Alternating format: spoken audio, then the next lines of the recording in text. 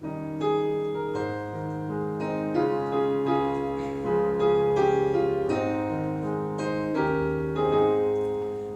영혼이 은총 입어 중한 죄짐 벗고 보니 슬픔 많은 이 세상도 천국으로 가도다. 할렐루야 찬양하세.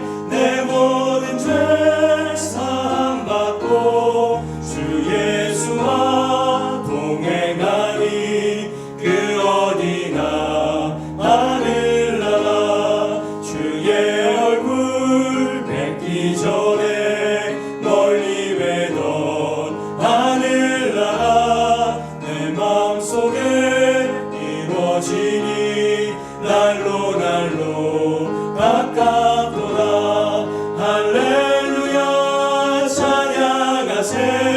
내 모든 죄 사함받고 주 예수와 동행하니 그 어디나 하늘나라.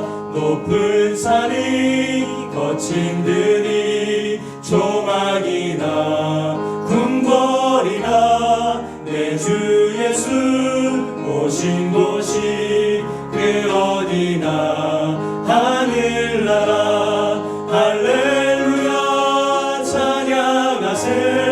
내 모든 죄 사함받고 주 예수와 동행하니 그 어디나 하늘나라.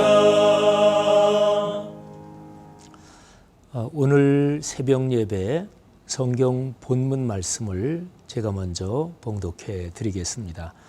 구약성경 스가랴서 11장 7절부터 9절 말씀입니다. 내가 잡혀 죽을 양떼를 먹이니 참으로 가련한 양들이라. 내가 막대기 둘을 취하여 하나는 은총이라 하며 하나는 연합이라 하고 양떼를 먹일세.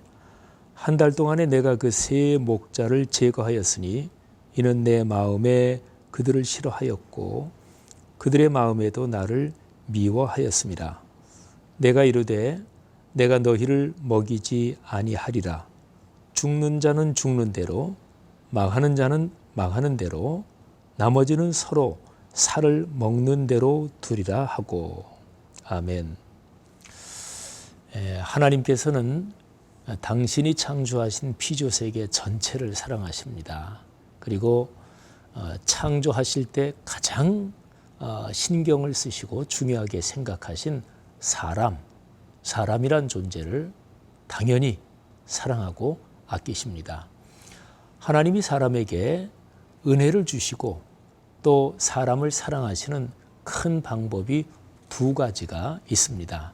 하나는 일반 은총이라고 하는 것인데요. 예를 들면 해가 내리쬐이고 또 비가 내리고 뭐 이런 거 있죠. 이거는 일반적으로 모든 사람에게 다 베풀어 주시는 하나님의 은혜입니다. 예수를 믿는 사람이나 믿지 않는 사람에게나 차이가 없습니다. 그런데 두 번째는 특별 은총이라는 것이 있습니다.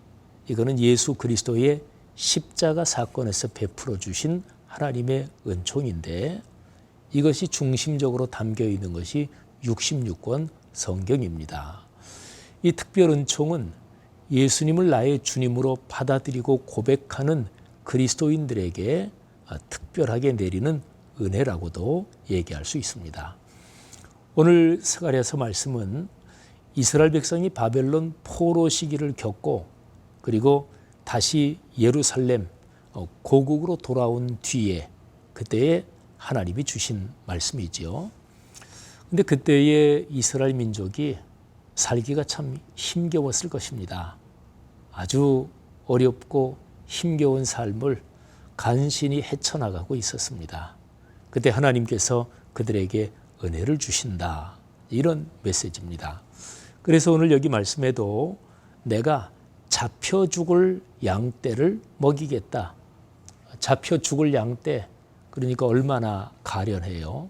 근데 하나님께서 그들을 먹이시고 돌보시겠다. 이런 말씀이죠. 근데 하나님께서 그들을 먹이시고 돌보시는 방법이 두 가지가 있습니다. 막대기 둘을 취하는데 하나는 은총, 그리고 하나는 연합. 여러분, 은총과 연합이 무엇인가요?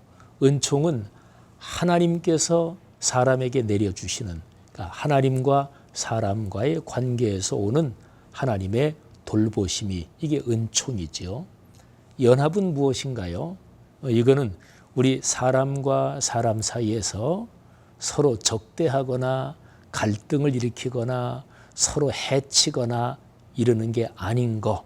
그러니까 포용하고 연대하고 관용하고 또 화합하고 바로 이런 거를 말하는 거죠. 그러니까 이거는 사람과 사람 사이의 수평적인 관계죠. 그럼 이 두 가지를 생각해 보세요. 은총, 이거는 사람과 하나님과의 수직적인 관계. 연합, 이거는 사람과 다른 사람과의 수평적인 관계를 말합니다. 여러분 가만히 생각해 보면 사람이 살아가는데 이 두 가지가 반드시 필요합니다. 근데 두 가지 중에서 근원은, 더 근원적인 것은 바로 하나님과의 관계입니다. 그래서 하나님과의 그 관계에서 하나님의 은총, 은혜를 체험한 사람은 다른 사람과의 관계에서 다른 사람을 포용하고 사랑을 실천하게 됩니다. 이게 이제 사람이 행복하고 또 하나님의 뜻대로 사는 근본 원리지요. 성도 여러분, 여러분의 삶에 이런 하나님의 선물이 넉넉하기를 축복합니다.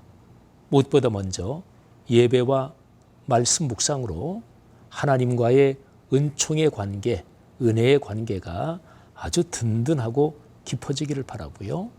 그리고 그 하나님이 주신 은혜에 근거해서 여러분이 살아가는 모든 삶의 영역에서 다른 사람과의 대인 관계가 서로 연대하고 또 동역하고 포용하는 그런 관계가 충만하기를 간절히 바랍니다. 오늘 여기 말씀에서 하나님께서 새 목자를 제거하셨다.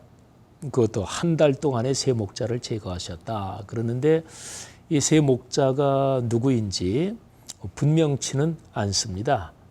그런데 아마도 이스라엘 백성 공동체 또는 포로기 이후에 돌아온 예루살렘에 살고 있는 그 유대인 공동체에서 하나님께 순종하지 않고 또는 다른 사람들에게 해를 끼치는 어떤 지도자들을 말한 것이다. 뭐 이렇게 볼 수가 있겠죠. 근데 표현이 무섭잖아요. 하나님이 그들을 제거하셨다. 표현이 무서워요.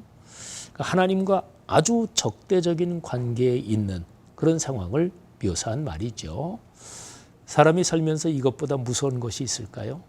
하나님과 적대적인 관계에 있게 된다. 가장 무서운 것이죠. 그런데 어떻게 그런 불행한 단계 속으로 들어갈 수 있을까요? 어떻게 그런 단계로 빠지게 되는 것일까요? 오늘 여기 말씀에 보면 하나님께서 당신의 마음에 그 새 목자를 싫어했대요.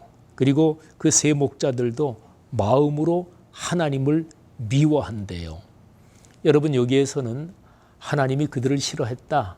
이게 표현으로 먼저 나오지만 근데 하나님께서는 까닭 없이 이유 없이 당신이 창조하신 사람을 예수를 믿는 사람이거나 안 믿는 사람이거나 막론하고 하나님은 까닭 없이 사람을 미워하거나 싫어하지 않으십니다.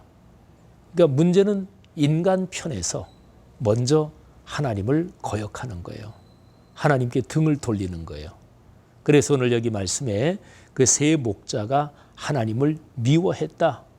그러니까 그들이 계속해서 거부하니까 하나님께서 그들을 싫어했다. 이렇게 표현이 나오는 거지요. 여기에서 우리는 참 귀한 메시지를 얻습니다. 하나님은 언제나 우리를 사랑하십니다.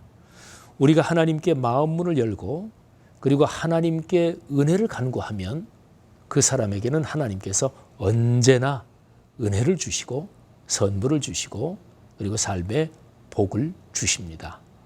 사랑하신 여러분, 오늘 하루도 이런 하나님의 은혜를 확신하며 삶의 길을 걸으시기를 주님의 이름으로 축복합니다.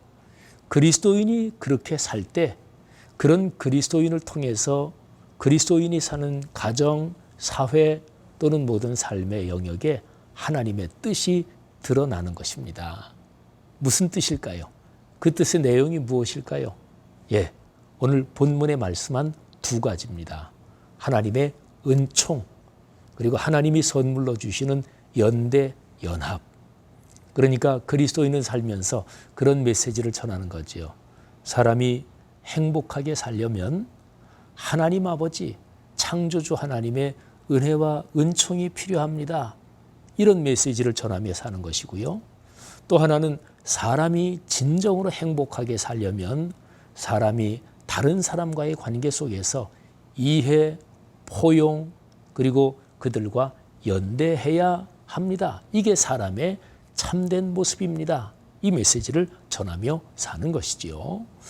그런데 이런 두 가지 메시지를 그리스도인이 삶으로 보여줘야 돼요. 말만 그렇게 하고 다른 사람들이 그리스도인의 삶을 보니까 저 사람들이 하나님의 은총, 은혜를 진실하게 간구하거나 그러지 않네. 저 사람들 보니까 다른 사람과의 관계에서 아주 이기적으로 그렇게 살아가네.